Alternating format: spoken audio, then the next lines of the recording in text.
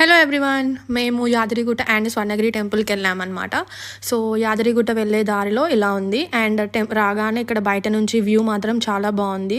And ఇక్కడ 2 వేస్ ఉంటాయి. నార్మల్గా మీరు కార్ 500 కట్టి పైకి తీసుకెళ్ళి దర్శనంకి వెళ్ళొచ్చు, ఆర్ఎల్స్ బస్సులో కూడా వెళ్ళొచ్చు, ఫ్రీగా వస్తుంటాయి.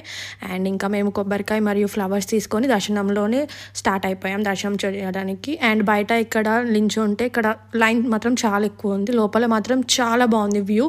గోల్డెన్ కలర్తో డెకరేట్ చేశారు మొత్తము. అండ్ బయట రాగానే ఇట్లా చాలా ఓపెన్ స్పేస్ ఉంటుంది. చాలా జనాలు ఉన్నారు. మేము ఫ్రైడే రోజు వెళ్ళినాం కూడా చాలా జనాలు ఉన్నారండి. అండ్ మీరు చూసుకోండి ఒకసారి ఎప్పుడు వెళ్ళాలో. అండ్ ఇక్కడ ఫోటో కూడా బాగా క్లిక్ చేయొచ్చు. యాదగిరిగుట్ట తర్వాత మేము స్వర్ణగిరి టెంపుల్కి వెళ్ళిపోయాం. ఇక్కడ చాలా జనాలు ఉన్నారు.